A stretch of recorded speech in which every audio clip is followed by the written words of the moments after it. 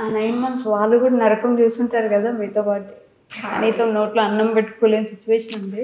ఇలా పెడితే మేడం ఇలా జారిపోయేది, అది తలుచుకొని వాళ్ళ నాన్న ఏడిపోయి ఒక పెద్ద ఏడవడం అంటే ఎలా ఉంటుందో ఆలోచించండి ఇంకా మీరే. అలాంటివి జరిగింది. ఇంత కష్టం నుంచి కూడా అయినా కానీ మళ్ళీ క్యూర్ అయింది, ఇది అయింది. ఇప్పటికి చెప్పుకుంటూ కూడా ఏడుస్తూనే ఉంటుంది.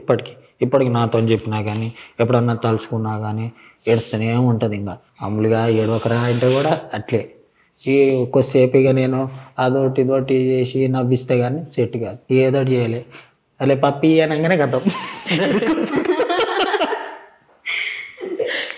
హాస్పిటల్లో ఇంజక్షన్ ఇచ్చేసి చంపేద్దాం అనుకున్నారు. అంటే ఆ రోజు ఇలా అయిన తర్వాత వెంటనే నైట్ 10:30 అంట, నాకు అంత గుర్తులేదు, డాడీ చెప్పారు.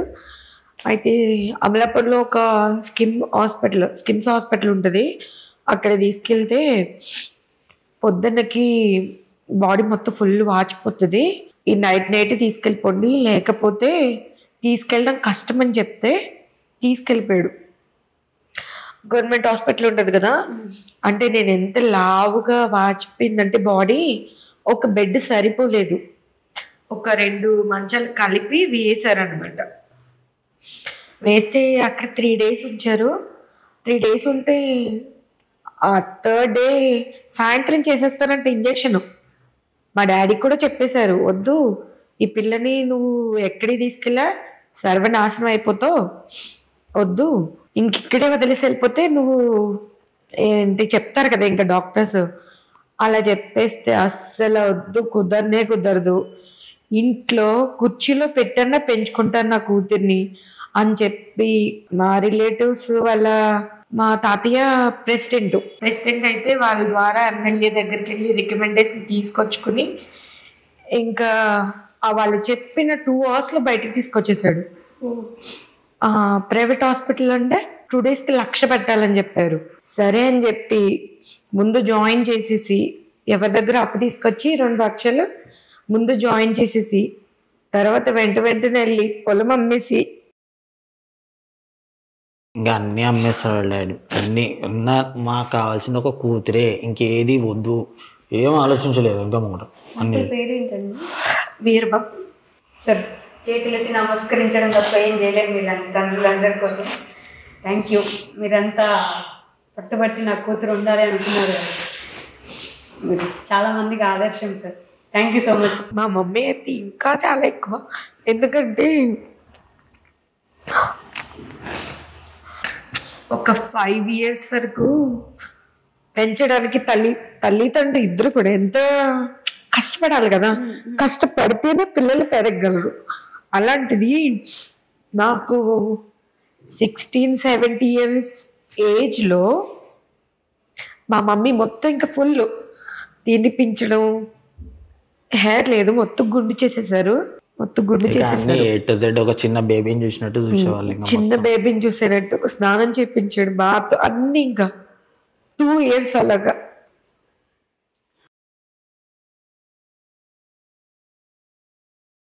చాలా గొప్ప. అందరికీ ఉండదు, ఆల్రెడీ సగం కాలిపోయింది కదా ఎందుకులే ఇంత బాధపడుతూ ఉంచుకోవడం అనుకునే వాళ్ళు కూడా ఉంటారు. వాళ్ళకు కూడా బాధే ఉంటుంది, కానీ ఇంత బాధపడుతూ చూసుకోలేము వద్దులే అనుకునే వాళ్ళు ఉంటారు. కానీ ఇంత కష్టపడుతూ 2 సంవత్సరాలు మొత్తం చిన్న పాపం చేసుకున్నట్టు చూసుకోవడం అనేది వాళ్ళకు ఉంటుంది కదా. అయ్యో నా కూతురు బంగారంలా ఉండింది, ఇలా అయిపోయింది, ఒక ఇది ఉంటుంది కదా. ఇప్పటికీ బాధపడతారు కదా. మీరైనా ఆ రోజు ఆ నిమిషం అలా చేయకపోతే బాగుండు. మా మమ్మీ అయిపోయిన తర్వాత ఒక 5 or 6 years అయిపోయిన తర్వాత కొంచెం మెల్లిమెల్లిగా బయటికి పెళ్లి కూతురు చేసే ఫంక్షను, పెళ్ళిళ్ళకి అట్లా వెళ్ళేటప్పుడు ఓకే అంటే మరీ కొంచెం దగ్గర వాళ్ళు వెళ్ళకపోతే ఫీల్ అవుతారు కదా, అట్లా వెళ్ళేది. అంటే నా ఫ్రెండ్స్ నా ఏజ్ పిల్లలకి పెళ్ళయి అట్లా ఉంటుంటే మా అమ్మ చాలా బాధపడేది. అసలు మా అమ్మ అయితే ఏం చేసేది కానీ మా డాడీ చెప్పలేకపోయేవారు అసలు. బాబు ధైర్యంగా కోరుకొని మా అందరి ముందుకు వచ్చి మా అందరికి ఇన్స్పిరేషన్ అయ్యారు. అసలు నేను యూట్యూబ్ స్టార్ట్ చేయడానికి రీజన్ ఏదైనా ఉందా అంటే ఈ హైదరాబాద్ నన్ను చాలా బాధ పెట్టిందా? హైదరాబాద్ వచ్చిన కొత్తలో అయితే నేను హ్యాండిక్యాప్డ్ బోగి ఎక్కుతాను ట్రైన్. మాకు స్పెషల్గా ఉంటుంది కదా ఎలిజిబిలిటీ ఉన్న వాళ్ళు. సో దానికి ఒక ఫామ్ ఫిల్ చేయాలి. దాని జిరాక్స్ నా దగ్గర అయిపోయాయి. తన కోసం నేను టీ తాగుతాను, నువ్వు జిరాక్స్ చేయించుకొని వచ్చేసి అని చెప్పి షాప్కి వెళ్ళాను. వెళ్తే ఆయన ఏం చెప్పారంటే జిరాక్స్ మిషన్ పాడైపోయింది అన్నాడు. అనగానే మీ కిందకి వచ్చేసింది. రాగానే ఇంకొక వేరే అమ్మాయి వస్తే చేసిస్తున్నాడు.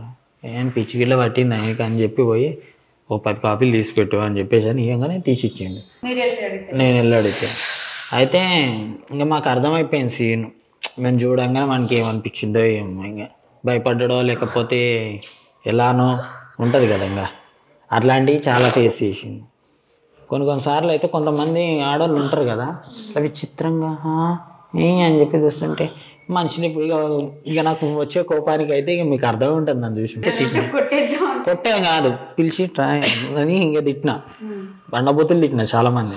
మనిషి కాదని ఇంట్లో కూడా ఇట్లా ఉంటే ఏం చేద్దాం మరి. అలాగే ఏంటంటే బయట ఎవరినన్నా చూస్తే మాలాంటి వాళ్ళని చూస్తే అబ్బా ఎంత మంచి గుర్రు అని అంటారు.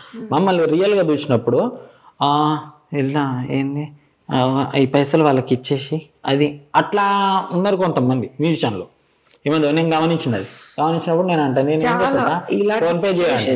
చాలా ఫేస్ చేశాను నేను హైదరాబాద్ వచ్చాక. ఒక రోజు అయితే లేడు, బాగా తలనొప్పి వస్తుంది. అప్పటి వరకు ఇంకా బయటకు వెళ్ళాలంటే చాలా భయం వేసింది నాకు. అసలు ఎవరు ఎలా తీసుకుంటారో అని చెప్పేసి పాల ప్యాకెట్ తీసుకోవడానికి వెళ్తే ఆవిడ నాకు చేతికి ఇవ్వలేదు, ఇలా పక్కన ఇట్లా పెట్టేసింది. డబ్బులు కూడా అక్కడ పెట్టేసి వెళ్ళిపోవని చెప్పింది. ఎంత ఘోరంగా ఉన్నారంటే ఆన్లైన్ లో చూసినప్పుడు ఎంత బాగా కామెంట్ పెట్టి ఎంత బాగా మాట్లాడుతారు. పేరుకే మేడం మాటలు, కానీ నిజ జీవితంలో మేము ఎదుర్కొంటాం అయితే ఇవే. లేదు లేదు లేదు అలా కాదు, తప్పు. అసలు మాట తప్పు. అందరూ కాదు, కొందరు. అందరైతే కాదు, కొందరు. అంటే మీరు మాత్రం మనిషి కాదా? మీరేమో అంటారు అని వల్ల ఎందుకలా? వాళ్ళ మనసులో ఏముందో మాకేం తెలుసు. ఆన్లైన్ లో ప్రేమ చూపించి బయట నటించే వాళ్ళందరికీ అంటే నాకు అర్థం కాదు. మనుషులు అంటే మనుషుల తీరులో చూడరా అండి జనాల్ని? వాళ్ళు ఏమైనా పైనుంచి దిగొచ్చారనుకుంటారా, లేకపోతే మీకు వాళ్ళు ముట్టుకుంటేనో వాళ్ళు పట్టుకుంటేనో మీకు ఏమైనా అయిపోద్ది అనుకుంటారా? ఇలా ఉన్న వాళ్ళందరూ కనిపిస్తే వాళ్ళకి ఏదైనా అయితే బాగుండి అనిపిస్తారు. ఎవరైనా చేస్తున్నారంటే ఎవరు చేసుకున్న దానికి వాళ్ళే అనుభవిస్తారు మేడం. మనం ఎవరం చెప్పడానికి, మనం కోరుకోవడానికి మనకే లైట్ తీసుకుంటాను. ఎవరైనా ఎక్కువ తక్కువ మాట్లాడేదని షాప్ అదే జిరాక్స్ సెంటర్లో వాడు నాకు ఇచ్చిండు, అమ్మాయి వస్తే అడిగితే లేదన్నారంట కదా అంటే వాడు ఏం మాట్లాడలే. వాడు 10 అడిగిండు, నేర్పి ఇట్లా ఇసురు కొట్ట చేతికేలే ఇసురు కొట్టొచ్చును, డబ్బులు ఇసురొద్దు అంటారు కానీ ఇసురు కొట్టొచ్చును. ఎక్కువ మాట్లాడితే కొట్టుకుందామా అంట. నేను నాకు అదే వస్తుంది, కొట్టుకుందామా, ఇంకో మాట అయితే రాదు. అసలు నాకు బయటకు వెళ్ళాలంటే భయం. ఎందుకంటే ఒకవేళ ఎవరైనా ఒక మాట అన్నారనుకో నాకు అలవాటు అయిపోయింది, కానీ నేను తీసుకోలేడు. నేను బాధపడితే అస్సలు తట్టుకోలేడు. అసలు ఇంకా బయటకు వెళ్దామని చెప్తాడు, వద్దులే ఇప్పుడు వద్దులే అది వద్దులే తలనొప్పి వస్తుందని చెప్పి ఏదో ఒక సాక చెప్పి ఆపేస్తాను. ఒకవేళ వెళ్ళినా కూడా ఫుల్గా స్కార్ఫ్ కట్టేసుకొని అట్లా వెళ్తాను. కానీ యూట్యూబ్ స్టార్ట్ చేసిన తర్వాత ఫస్ట్ ఆఫ్ ఆల్ నేను హ్యాపీగా ఉన్నాను. ఎక్కడ పోయినా కానీ మీరు చిన్ని కదా, నేను గుట్టకి వెళ్ళినా మేరు గుట్టకి, అక్కడ కూడా పట్టుకొని మీరు చిన్ని కదా రీల్స్ చేస్తారు కదా, మీరు చిన్ని కదా రీల్ చేస్తారు కదా. మొన్న మంచిగా చూస్తున్నారు. ఇంకొకటి మొన్న అయితే నాకు కోపం వచ్చింది మేడం. వేములవాడ వెళ్ళినాం బైక్ మీదనే, ఇక్కడ నుంచి వెళ్ళేసి మళ్ళీ దర్శనం చేసుకొని రిటర్న్ వస్తున్నప్పుడు ఒక ఇట్లానే టీ హోటల్ దగ్గర ఆగినాం, టీ తాగేసి వెళ్దామని. అరే నువ్వు ఆడ కూర్చో రాములు అని చెప్పేసి అని నేను దగ్గరికి వెళ్ళి టోకన్ తీసుకుంటున్నా. ఏమైంది ఆమెకి, ఏమని నేను యూట్యూబ్ అలా చూసినా నేను అంటే అదే ఫైర్ యాక్సిడెంట్ జరిగింది అంటే సరే ఈమెనా హీరోయిన్ లాగా ఉంది అని అన్నాడు. అనగానే నాకు కోపం వచ్చి ఇట్లా చూస్తున్నా చేసుకుంటావా మాట్లాడినా నన్ను ఎందుకన్నా అంత ఫేర్ అవుతున్నా అంటే నా పిల్లం పెట్టుకుని అంటే నాకు కాదని నేను ఎక్కడ అంటుందా ఒకసారి అని.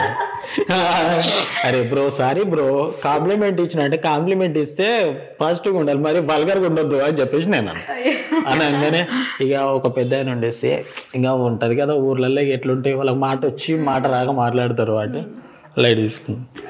ఇప్పుడు పలకరిస్తారు, ఫోటోలు తీస్తారు, చిన్ని కదా మీరు అంటే